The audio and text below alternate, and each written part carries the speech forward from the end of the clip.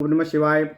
अथ श्री ब्रह्मांड महापुराणे मध्यभागे तृतीय उपोदघातपादे श्राद्धकल्पे नक्षत्र तिथि श्राद्धनाम सप्तदशोऽध्यायः। बृहस्पतिरुवाच अत ऊर्ध्वं प्रवक्ष्यामि श्राद्धकर्मणि पूजितं काम्यं नैमित्तिकाजस्त्रं श्राद्धकर्मणि नित्यशः। पुत्रदारा निमित्ताः स्युरष्टकास्त्रिस्त्र एव तु कृष्णपक्षे वरिष्ठा हि पूर्वाखण्डल देवता। प्राजापत्या द्वितीया स्यात् तृतीया वैश्वदेविका आद्या पूपय सदा कार्या मांसैरन्या सदा भवेतो। सा कैकार्या तृतीया स्यान् देवा द्रव्यगतो विधिः अत्रापीष्टं पितॄणां वै नित्यमेव विधीयते। या चाप्यन्या चतुर्थी स्वात्यां चाकुर्याद्विशेषतः आसु श्राद्धं बुधा कुर्वन् सर्वस्वेनापि नित्यशः। क्षिप्रमाप्नोति हि श्रेयः परत्रेह चामोदते पितरः पर्वकालेषु तिथिकालेषु देवता। सर्वेषु पुरुषा यान्ति निपातमिव धेनवः मासान्ते प्रतिगच्छेयुरष्टकासु ह्यपूजिताः। ओम नमः शिवाय। मोघास्तस्य भवन्त्यासाः परत्रेह च सर्वशः पूजकानां समुत्कर्षो नास्तिकानाम् अधोगतिः। देवास्तु दायिनो यान्ति तिर्यगच्छन्त्यदायिनः पुष्टिं प्रजां स्मृतिं मेधां पुत्रानैश्वर्यमेव च। कुर्वाणः पूजनं चासु सर्वं पूर्णं समश्नुते प्रतिपद्य नलाभाय लब्धं चास्य नास्यति। द्वितीयायां तु यः कुर्यात् द्विपदाधिपतिर्भवेत् वरार्थिनां तृतीया तु शत्रुघ्नी पापनाशिनी। चतुर्थां तु प्रकुर्वाणः शत्रुच्छिद्राणि पश्यति। पंचाम्यां चापि कुर्बाणः प्राप्नोति महतीं श्रियं। षष्ट्यां श्राद्धानि कुर्बाणः सम्पूज्य स्यात् प्रयत्नतः कुरुते यस्तु सप्ताभ्याम् अश्राद्धानि सततं नरः। महिषत्वमवाप्नोति गणानां चाधीशो भवेत् सम्पूर्णां वृद्धिमाप्नोति योऽष्टम्यां कुरुते नरः। श्राद्धं नवम्यां कर्तव्यमैश्वर्यं स्त्रीश्च काङ्क्षतः कुर्वन् दशम्यां तु नरो ब्राह्मीं श्रियमवाप्नुयात्। वेदांश्चैवाप्नुयात् सर्वान् विप्राणां समतां व्रजेत। एकादश्यां परमदानमैश्वर्यं सततं तथा। ओम नमः शिवाय। ओम नमः शिवाय। ओम नमः शिवाय। द्वादश्यां जयलाभं च राज्यमायुर्वसूनि च प्रजावृद्धिं पशून् मेधां स्वातन्त्र्यं पुष्टिसुत्तमां। दीर्घमायुरथैश्वर्यं कुर्वाणस्तु त्रयोदशी। युवानश्च गृहे यस्य मृतास्तेभ्यः प्रदापयेत्। शस्त्रेण वा हता ये च तेषां दद्यात् चतुर्दशी। अमावास्यां प्रयत्नेन श्राद्धं कुर्यात् सदा शुचिः। सर्वकामान् वाप्नोति स्वर्गं चानन्तमश्नुते तथा विषमजातानां यमलानां च सर्वशः। श्राद्धं दद्यादमावश्यां सर्वकामान् वाप्नुयात्। मघासु कुर्वन् श्राद्धानि सर्वकामान् वाप्नुयात्। प्रत्यक्षमर्चितास्तेन भवन्ति पितरस्तदा पितृदेवा मघा यस्मात् तस्मात् स्वक्षयम् स्मृतम्। ओम नमः शिवाय। ओम नमः शिवाय। ओम नमः शिवाय। ओम नमो भगवते वासुदेवाय। ओम देवकी सुत गोविंद वासुदेव जगतपते देहि मे तनियं कृष्ण त्वाम अहम शरणं गतः। ओम नमः शिवाय। अथ श्री ब्रह्मांड महापुराण मध्यभाग तृतीय उपोदघातपाद 17वां अध्याय श्राद्ध कल्प में नक्षत्र तिथि श्राद्ध का फल। ओम नमः शिवाय। बृहस्पति जी ने कहा, हे ऋषियों, इसके बाद मैं आपसे नित्य नैमित्तिक और काम्य श्राद्धों का वर्णन कर रहा हूँ। तथा श्राद्ध कर्म इन सब की प्राप्ति के लिए किस प्रकार पूजन किया जाता है। तीनों ही अष्टकाएं पुत्र और पत्नी आदि की कारणीभूत हैं। इन श्राद्ध कर्मों में कृष्ण पक्ष श्रेष्ठ माना गया है। तीनों अष्टकाओं में पहली इंद्र देवता की मानी गई है और दूसरी प्रजापति की और तीसरी विश्व देवों की। ओम नमः शिवाय।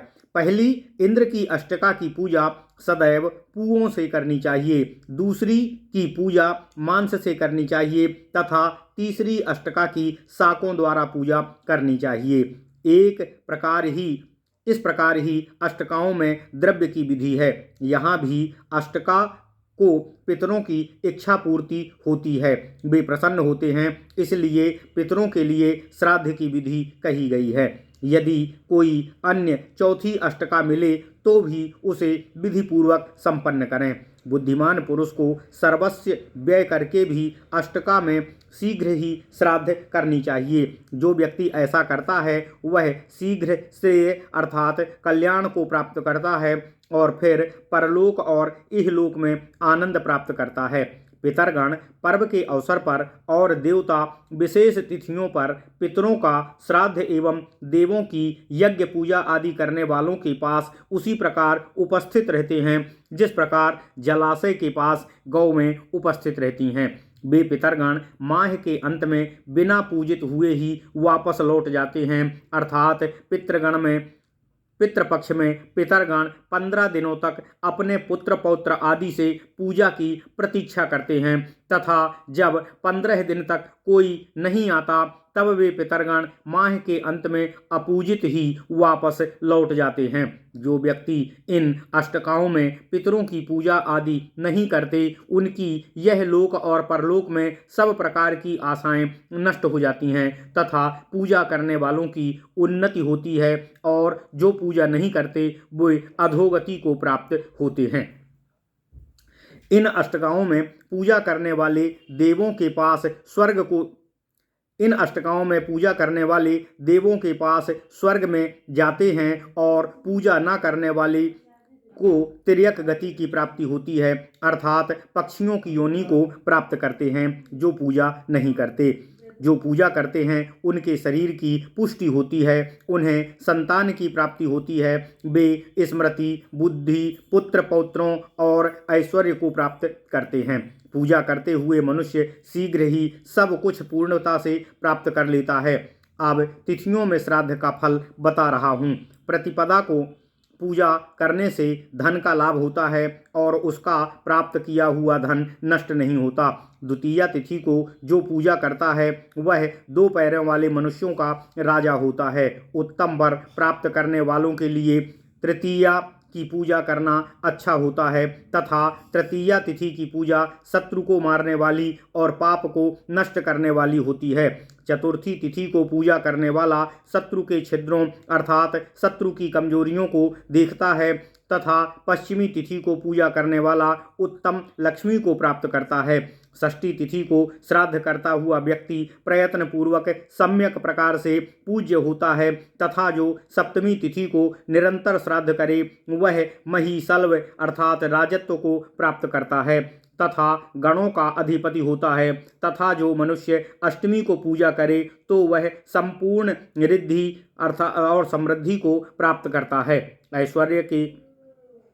ऐश्वर्य और सुंदर स्त्री की कामना रखने वाले व्यक्ति को नवमी में श्राद्ध करना चाहिए तथा यदि 10वीं को मनुष्य श्राद्ध करे तो वह ब्राह्मी श्री विद्या को प्राप्त करेगा तथा एकादशी को श्राद्ध करने वाला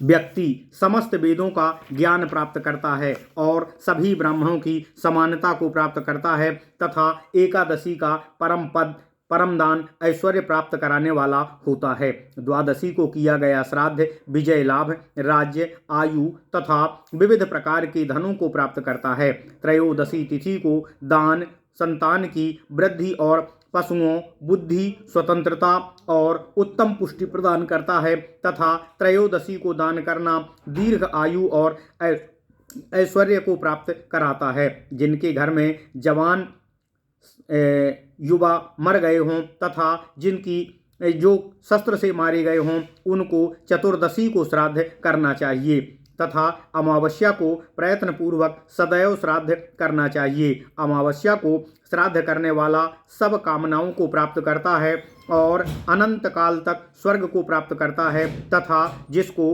विषम संतान उत्पन्न होती है, जैसे कि 3 कन्याओं के बाद पुत्र तथा 3 पुत्रों के बाद 1 कन्या उत्पन्न हुई हो, उन्हें भी अमावस्या को ही श्राद्ध करना चाहिए। इस प्रकार अमावस्या को किया गया श्राद्ध सब कामनाओं को प्राप्त कराता है। मघा नक्षत्र में श्राद्ध देने वाला सब मन की इच्छाओं को पूर्णता को प्राप्त करता है। अतः उक्त नक्षत्र को दिया गया श्राद्ध पितरों को अभीष्ट होता है, उससे पितर प्रत्यक्ष रूप से पूजित होते हैं। अतः उक्त नक्षत्र में दिया गया श्राद्ध अक्षय कहा जाता है। अतः मघा नक्षत्र में आवश्यक रूप से श्राद्ध करना चाहिए। ओम नमः शिवाय, ओम नमः शिवाय, ओम नमः शिवाय, ओम नमो भगवते वासुदेवाय, ओम देवकी सुत गोविंद वासुदेव जगतपते देहि में तनियम कृष्ण त्वाम अहम शरणम।